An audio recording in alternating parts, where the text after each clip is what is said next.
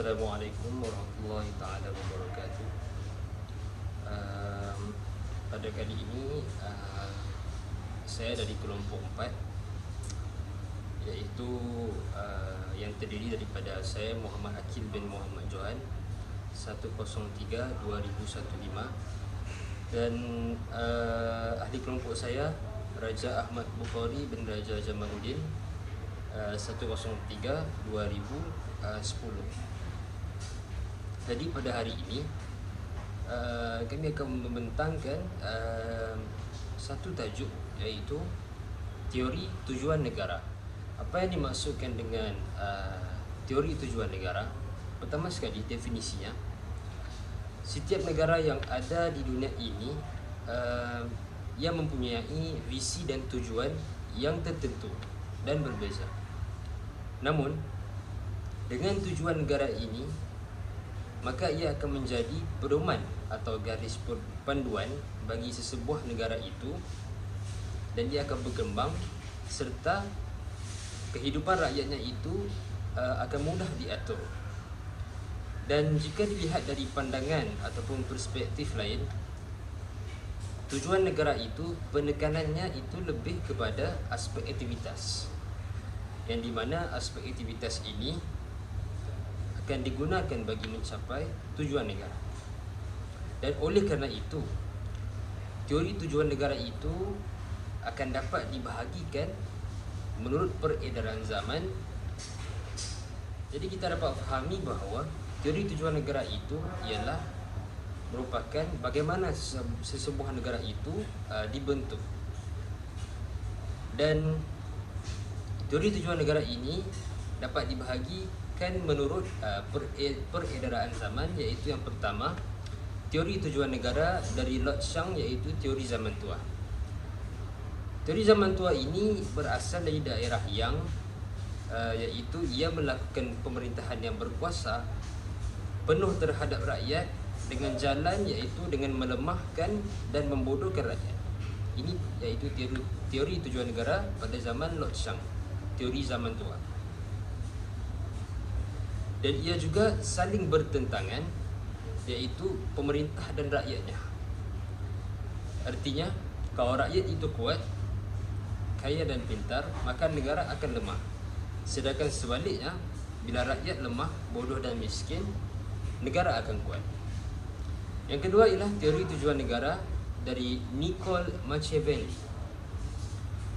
Menurut Machiavelli, tujuan negara ini adalah dengan memupuk kekuasaan raja atau pemimpin negara, dan harus mempunyai sifat sebagai pemimpin, ketua. Iaitu raja itu harus mempunyai sifat sebagai ketua agar ia akan dihormati ataupun ditakuti oleh rakyat dan musuh-musuhnya yang lebih lemah. Menurutnya lagi, jika dilihat pada teori tujuan negara dari Niccolò Machiavelli, negara itu akan mengadakan perjanjian dengan negara-negara lain, akan tetapi tidak perlu mentaati perjanjian itu, kerana yang penting rakyat itu tidak dirugikan dan kesejahteraan bisa dicapai. Yang ketiga ialah teori tujuan negara Dante. Dante adalah seorang ahli filsafat dan penyair di Italia, negara Italia. Menurutnya, tujuan negara adalah menciptakan perdamaian dunia. Jadi menurutnya ialah teori tujuan negara itu adalah menciptakan pendamaian dunia, iaitu dengan jalan menciptakan undang-undang bagi seluruh manusia. Maka kekuasaan sebaliknya berada di tangan raja, atau berpusat di tangan raja atau kaisar, supaya pendamaian dan keamanan akan terjamin. Itu teori tujuan negara Dante. Yang keempat, teori tujuan negara Immanuel Kant, iaitu teori tujuan negara zaman moden. Menurutnya, tujuan negara ini menegakkan hak-hak dan kebebasan warga negara ataupun memerdekakan individu. Dan untuk menjamin kebebasan individu ini, maka HAM harus diadakan pemisahan kekuasaan seperti trias politika. Dan yang terakhir sekali ialah teori tujuan negara Jacobsen dan Lippmann. Jacobsen dan Lippmann itu berasal dari Belanda dan menurutnya tujuan negara ini adalah terbahagi pada 3. Yang pertama, pemalihan ketertiban, pemeliharaan ketertiban.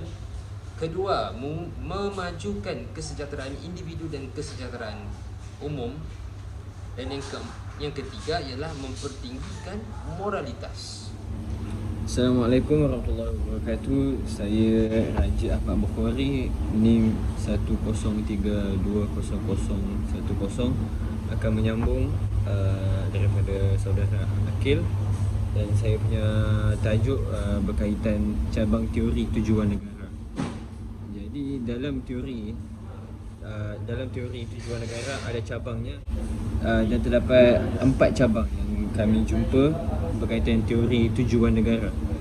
Yang pertama sekali adalah teori keamanan ataupun teori ketertiban sebagai tujuan negara. Jadi teori pertama ini, teori keamanan, ialah tujuan negara sebagai negara yang aman. Jadi menurut ilmuwan yang bernama Thomas Hobbes, beliau berpendapat bahawa kerajaan hendaklah iaitu melahirkan perasaan takut kepada rakyat, supaya rakyat akan mentaati kepada kerajaan, dan secara tak langsung akan timbulnya aman dalam sebuah negara itu. Itu menurut ilmuwan yang bernama Thomas Hobbes. Jadi kerana bagi beliau rakyat akan patuh kepada negara jika negara ditakuti. Jadi kalau rakyat patuh kepada kerajaan, secara tak langsung negara akan aman. Ketakutan kepada negara itu akan lahir jika negara bertindak secara tegas, bukan secara ganas tetapi secara tegas, bukan secara ganas.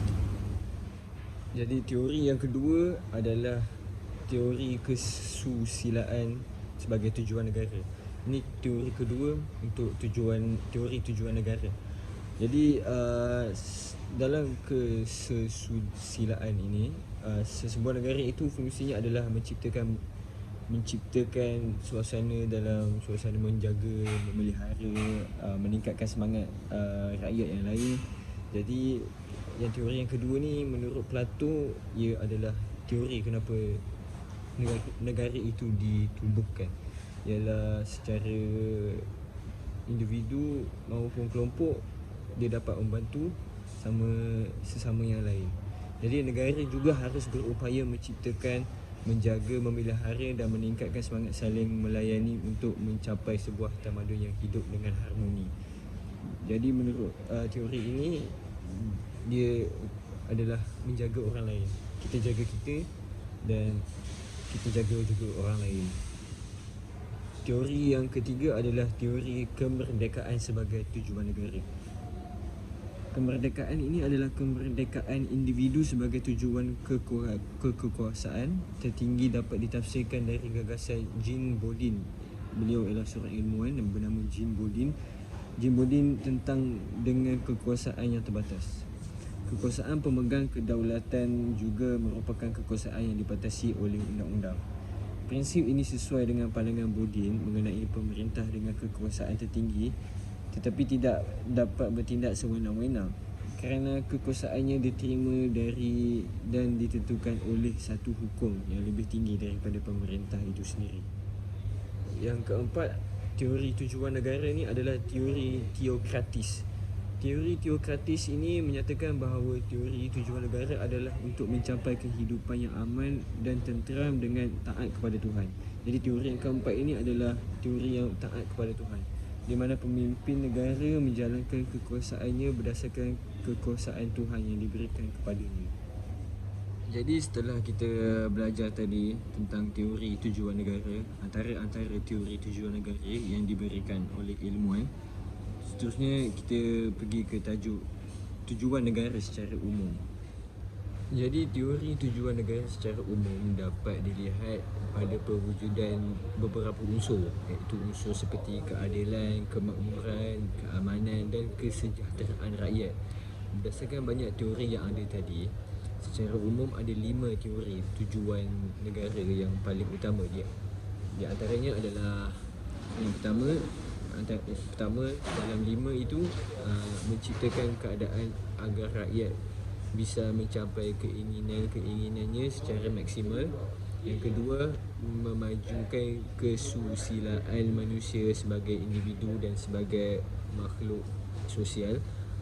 Yang ketiga, tujuan negara yang ketiga, mencapai penghidupan yang aman dan tenteram dengan taat kepada Tuhan.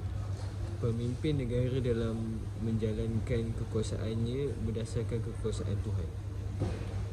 Jadi yang keempat pula, berusaha menyelenggarakan ketertiban, keamanan dan ketenteraman agar tercapai tujuan negara yang tertinggi. Yang kelima, yang terakhir adalah memelihara dan menjamin terlaksananya hak-hak asasi manusia. Kemudian kekuasaan penguasa dibatasi oleh hak-hak asasi manusia. Jadi itu antara 5 tujuan negara secara umum. Jadi itu sahaja daripada kami. Dan seterusnya ialah tujuan negara menurut Islam itu sendiri. Islam itu merupakan suatu agama yang istimewa, sebagaimana yang telah disebut di dalam Al-Quran surah Al-Imran, surah yang ketiga ayat ke-19. Inna dina indallahi Islam. Sesungguhnya agama ini yang diridai di sisi Allah hanyalah Islam. Dan terdapat beberapa lagi ayat Al-Quran, iaitu dalam surah Al-Ma'idah ayat yang ketiga, Al-yawma akmaltu lakum dinakum wa atmamtu alaikum ni'mati wa raditu lakumul islami dinan. Jadi dapat dilihat dalam tafsir Al-Quran ini, tujuan negara menurut hukum Al-Quran itu adalah kebajikan dan kesewenang-wenangan. Yang terjadi itu adalah kerana kezaliman dan kefasikan.